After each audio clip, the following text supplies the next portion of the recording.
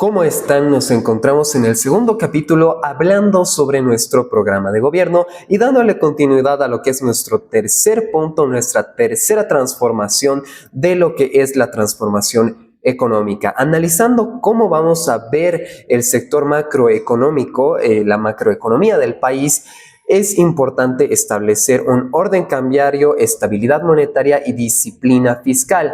Dado a que la Constitución establece como competencias privativas del nivel central del Estado la política económica en el artículo 328.1 de la Constitución Política del Estado, la economía monetaria, el Banco Central y el sistema financiero, el sistema monetario y la política cambiaria, según el artículo 298.1 de la Constitución Política del Estado, y considerando que el Banco Central de Bolivia tiene la atribución de determinar y ejecutar la política monetaria y cambiaria, regular el sistema de pagos y autorizar la emisión de moneda y administrar las reservas internacionales de acorde al artículo 328 de la Constitución Política del Estado, nuestro programa de gobierno va a priorizar la recuperación de su independencia técnica, ataraxia. ¿Esto qué va a implicar? Blindarlo frente a las presiones políticas, reconstruir las reservas internacionales con un gran énfasis en metálico como respaldo,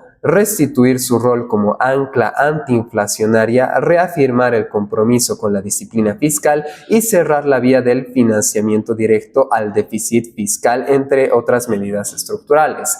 Lo que significa básicamente ponerle orden a la economía del país.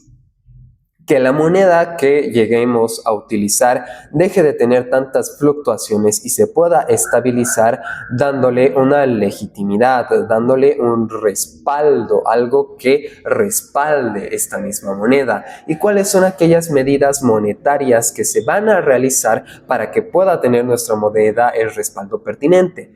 Primeramente, frenaremos la sobreemisión de dinero mediante una política monetaria responsable, respaldada en reservas internacionales reales y sin financiamiento directo al déficit fiscal, como se hizo las últimas 2 décadas. Reduciremos los encajes legales en moneda extranjera y moneda nacional sin condicionamiento a divisas por exportación, devolución de los excedentes del encaje legal en tiempo y forma, liberalización de operaciones en la moneda extranjera y la apreciación de bolivianos, que es un punto bastante importante, y garantizaremos la disponibilidad de dólares para los usuarios financieros y el pago de remesas en la misma divisa. De esta forma vamos a restablecer la confianza en el sistema para que la población vuelva a depositar sus dólares en el circuito financiero nacional. ¿Y cuáles son seguidamente otras medidas cambiarias que se van a desarrollar?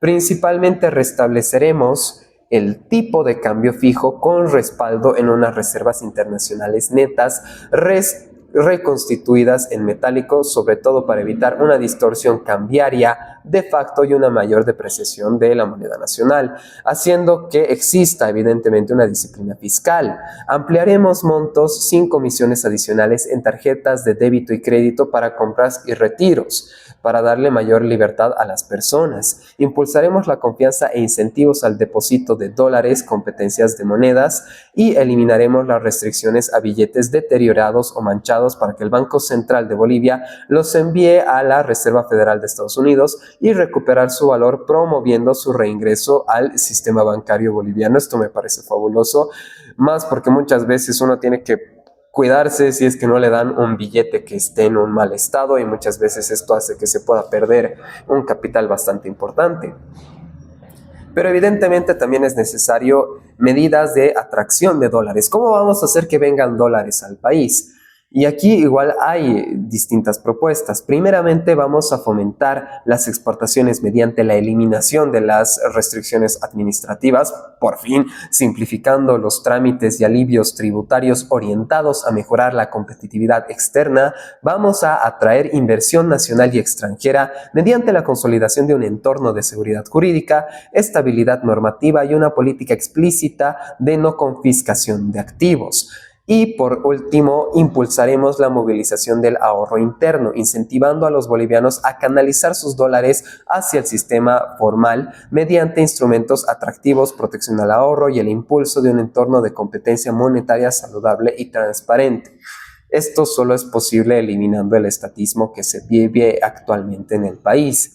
De esta forma se necesita controlar la inflación. Se considera que el peor impuesto que afecta a toda la población es la inflación, ya que conlleva la pérdida del poder adquisitivo del boliviano. Por lo tanto, con reducir la inflación para orientar las depreciaciones económicas de los principales agentes económicos, consumidores y empresas, se va a lograr mediante un equilibrio y responsabilidad fiscal y control de los agregados monetarios. Esto es sumamente importante. Para ponerles un ejemplo, si antes te pagaban 700 bolivianos, eran $100. Ahora si te pagan 700 bolivianos, ya no son $100, son menos de $50. Es una reducción de casi el 50% de tu sueldo. Y eso es lo que se vive con el tema de la inflación. Y esto es algo que se tiene que frenar de una vez por todas. ¿Qué se tiene que hacer entonces en el sector público? Y este es un punto fundamental del cual muchos se preocupan y sin duda lo tenemos en el plan de gobierno. Se tiene que optimizar el tamaño del órgano ejecutivo. Según los datos del presupuesto ciudadano del Bicentenario del 2025, del Ministerio de Economía y Finanzas Públicas del 2025, el presupuesto general del Estado del 2025 distribuye el 58.8% del gasto público total a los gastos corrientes para el funcionamiento del aparato estatal, destacando la contratación de bienes y servicios con un 24,6%, sueldos del sector público y pagos asociados a la deuda y beneficios sociales. Por su parte, los gastos del capital representan el 17,2%, con un énfasis en inversión pública a través de la formación bruta de capital fijo. Finalmente, el uso de fondos alcanza el 24%, destinado al pago de la deuda externa e interna. A su vez, los gastos consolidados en sueldos y jornales para el presupuesto general del Estado 2025 representan el 17,5% del presupuesto total, con 51.895 millones destinados principalmente a los sectores de salud y educación, un total de 28.232 millones de bolivianos, y a la policía y fuerzas armadas un total de 5.835 millones de bolivianos, lo que equivale al 65.6% de esta partida. El órgano ejecutivo a su vez concentra el 2,4% de ese gasto, equivalente a 1.270 millones de bolivianos, y asimismo se prevé que 4.828 millones de bolivianos para entidades territoriales autónomas, 3.895 millones para universidades públicas y 3.551 millones para empresas públicas, 2.215 millones de bolivianos también para entidades descentralizadas. Estos datos que nos revelan que con claridad el Estado centralista mantiene una estructura administrativa hipertrofiada y evidentemente bastante costosa, cuya sostenibilidad se ha vuelto cada vez más inviable.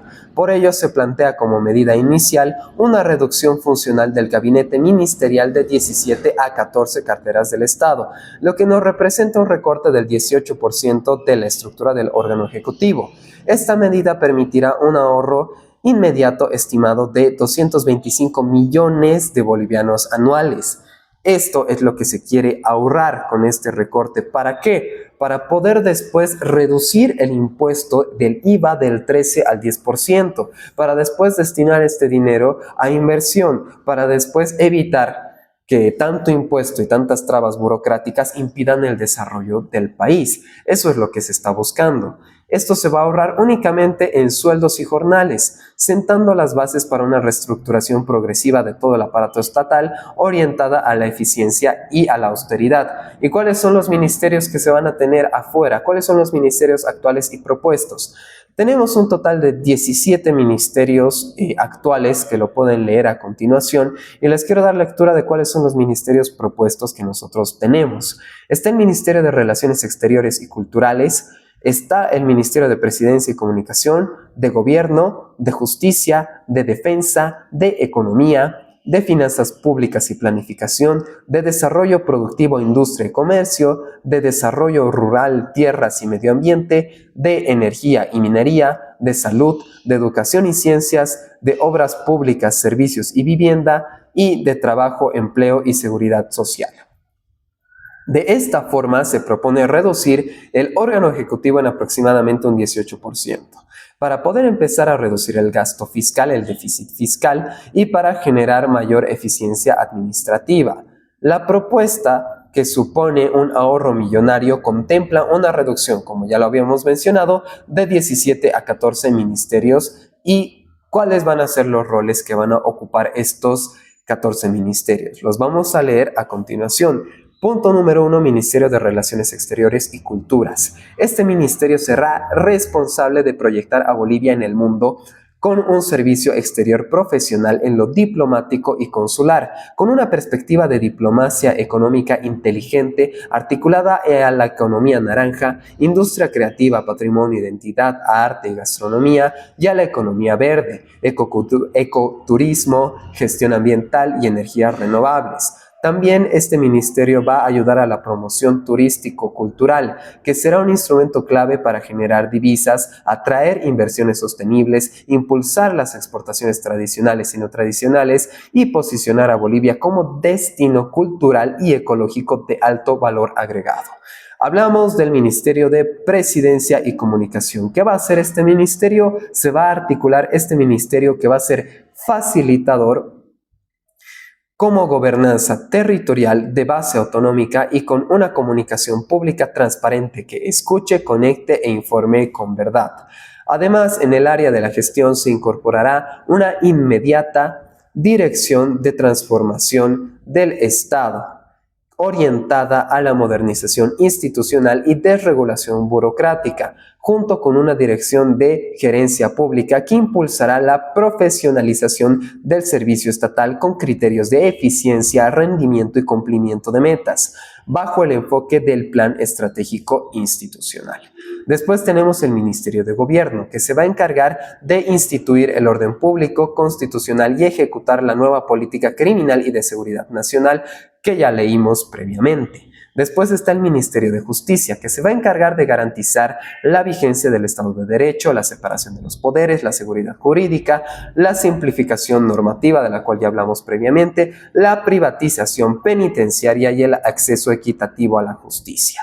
Después tenemos al Ministerio de Defensa, que se va a encargar de reinstitucionalizar las Fuerzas Armadas, vigilar y defender las fronteras con tecnología, drones, satélites y sensores y la presencia militar activa. Después se va a encargar de gestionar la seguridad fronteriza con un enfoque multidimensional, tanto en lo físico, digital y ambiental, de proteger recursos estratégicos, de coordinar con otras entidades del Estado para control soberano del territorio, de fortalecer inteligencia estratégica ante amenazas híbridas y redes ilícitas, de promover la participación ciudadana en defensa territorial y cultura de soberanía.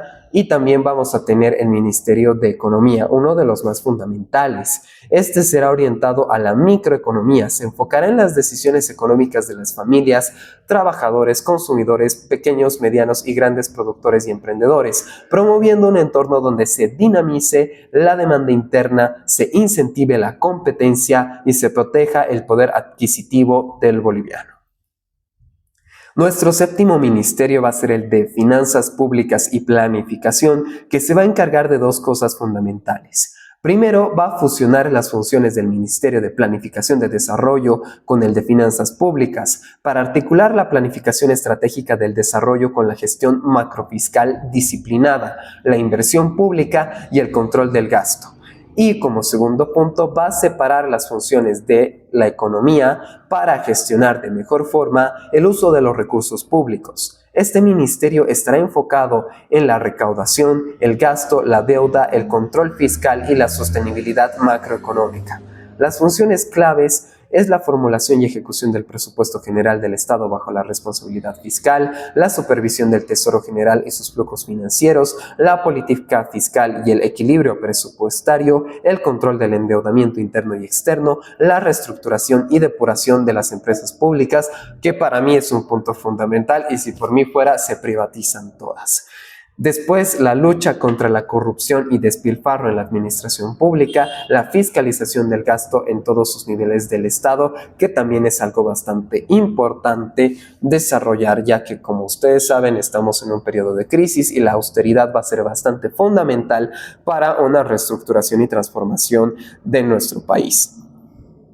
Como octavo ministerio tenemos el Ministerio de Desarrollo Productivo, Industria y Comercio, que se va a encargar de crear una nueva estructura que incluya la gestión del comercio interno y externo, fomentando la industria nacional con las siguientes tareas específicas: fomentar inversiones sostenibles, promoviendo la inversión tanto nacional como extranjera con el objetivo de impulsar el desarrollo social y económico del país bajo un enfoque sostenible, facilitar las exportaciones, haciendo un uso de la diplomacia y del desarrollo para impulsar a los sectores prioritarios y con potencial exportador mediante la colaboración entre gobiernos, empresas y sociedad civil, buscando una mayor proyección comercial. También de proveer inteligencia del mercado, ofrecer un análisis y servicios de mercado para el sector público y privado académico, facilitando la información sobre las oportunidades de negocios, acceso a mercados y la evolución comercial.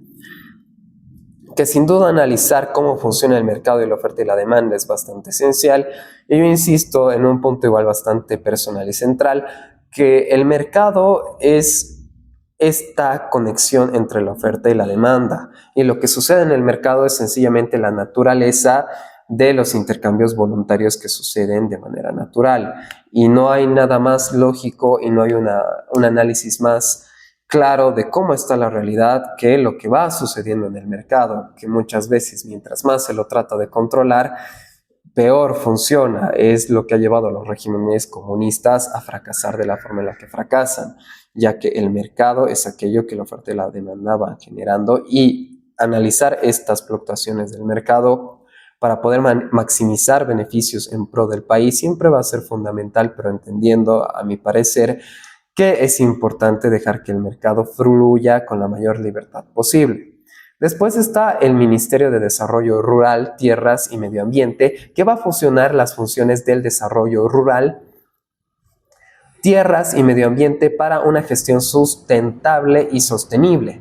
10. El Ministerio de Energías y Minería, que va a agrupar las carteras de energías y minería, integrando sus políticas y gestión sobre los recursos estratégicos. Otro ministerio importante es el Ministerio de Salud, que se va a reestructurar en función a las prioridades necesarias, que incluye el Viceministerio de Enfermedades Crónicas y el Viceministerio de Tecnologías Médicas. Después está el Ministerio de Educación y Ciencia, otro ministerio importante que diseñará las políticas educativas regionalizadas mediante tecnologías y fomentará la ciencia, la innovación, el bilingüismo optativo para impulsar la economía del conocimiento e insertar al país en el conocimiento global y la economía del futuro. Como 13º ministerio tenemos el Ministerio de Obras Públicas, Servicios y Viviendas, que promoverá la infraestructura con inversión privada, desregulación del sector y alianzas público-privadas, garantizando la conectividad, competitividad y el acceso eficiente a bienes y servicios esenciales. Como 14º ministerio tenemos el Ministerio de Trabajo, Empleo y Seguridad Social, que se va a encargar este ministerio esencialmente de fomentar el empleo formal con el sector privado, como un aliado estratégico que va a impulsar plataformas digitales de intermediación laboral, flexibilización normativa, acuerdos voluntarios y modernización de la seguridad social con un enfoque personalizable según sus prioridades, por ejemplo, más ahorro previsional o mayor cobertura de salud. Y aquí otro punto igual personal y bastante importante que considero es que igual mientras más se regule la forma en la que igual de manera voluntaria empleados y empleadores buscan desarrollar un trabajo, más allá de ir en pro de los empleados, les coarta distintas posibilidades de optar por oportunidades laborales. Es el problema, por ejemplo, con el sueldo mínimo. cuando se establece un límite de un precio mínimo para el sueldo mínimo del trabajador, eso impone a que cualquier otra persona que quiera trabajar por una menor cantidad, quizás haciendo un trabajo de manera distinta, no pueda optar por distintas oportunidades laborales, y esto coarta y coacciona en vez de darle mayores oportunidades. En cuanto a esto, yo propondría como candidato a diputado eliminar de tajo el sueldo mínimo nacional. Después, como segundo punto está la evaluación y análisis de las empresas públicas, que es otro punto bastante crítico y catártico que nos ha dejado el movimiento al socialismo. Según el presupuesto general del 2025, se prevé que 3.551 millones de bolivianos para más de 30 empresas públicas, que es el 6,8% del total de gastos en sueldos y jornales, que en su mayoría son deficitarias. De hecho, las empresas públicas representan el 3,3% del total de 439.144 ítems del sector público, y se calcula que estas empresas tienen aproximadamente 14.492 ítems del total del sector público, que es una barbaridad. Con estos antecedentes, se tienen que aplicar criterios técnicos para reducir el tamaño y costo del aparato empresarial estatal mediante 1. Alianzas público-privadas estratégicas, una inversión privada y gestión profesional. 2. La privatización selectiva de empresas ineficientes o sin un rol estratégico para recuperar algo de dinero para el país. El cierre de empresas deficitarias, por fin, sin viabilidad económica, y la transferencia de propiedad a trabajadores, que esto es igual un punto bastante esencial que el mismo Javier Milei lo comentaba en Argentina, en modelos cooperativos o mixtos, que para mí es una de las opciones más correctas dentro de estándares liberales desde mi opinión. Y después el objetivo es conservar solo un núcleo reducido de empresas públicas viables, autosustentables y alineadas con el interés económico nacional, que sin duda no se puede privatizar de tajo todo, que creo que a muchos nos encantaría, que es necesario quedarnos con algunas empresas estratégicas para mantener cierta estabilidad en el país mientras se le va dando más libertad al sector privado, y esto es parte del programa de gobierno. Como punto tercero está la eliminación de la subvención del combustible, que ya lo habíamos comentado varias veces, que es bastante fundamental, que según datos recientes entre el 2021 y el 2024, el gobierno central pagó un total de 12.500 millones de dólares para importar combustible y mantener la millonada subvención. Y para reducir la carga fiscal por subvención de combustible, ¿qué es lo que proponemos? En primer lugar, transparentar el gasto real y cuantificar el impacto de la corrupción que distorsiona sus costos. Eliminar trabas e intermediarios, optimizando una logística más directa bajo un marco regulatorio competitivo que garantice el abastecimiento eficiente, estándares de calidad y seguridad, además de precios razonables sin subvención para el consumidor, que se estipula un aproximado de 5 bolivianos por litro, que en realidad es un 4,90, 4,80, y lo redondeamos a 5 bolivianos para poder hablar sobre esta propuesta, pero es importante entender de dónde viene y por qué.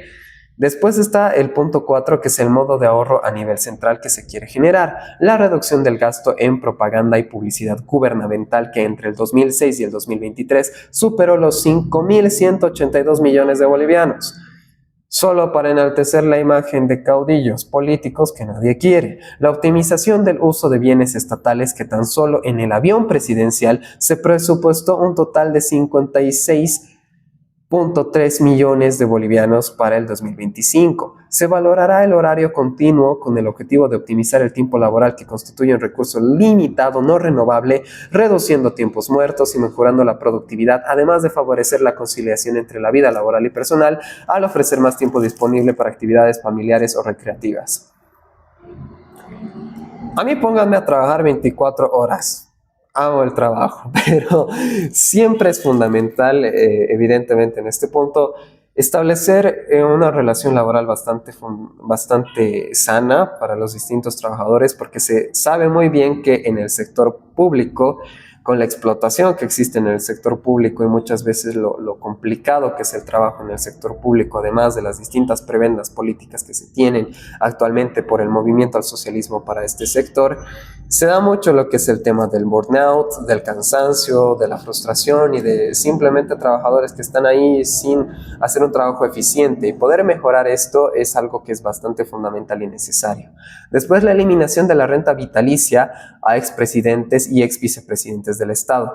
Esta propuesta la odia Toto Quiroga y la odia Carlos Mesa de plano, que sin duda en la actualidad se asciende a 10 salarios mínimos nacionales equivalentes a un total de 25.000 bolivianos al mes. Es decir, por un total de 8 beneficiarios se erogan 200.000 bolivianos al mes y un total de 240 millones de bolivianos al año gastando en personas que no trabajan. Es la jubilación millonaria de personas que inclusive están haciendo daño al país continuamente. Ahí está incluido también Evo Morales. También, ¿qué se necesita realizar? Se necesita desarrollar una inversión público-privada para obras públicas. Se necesita desarrollar inversión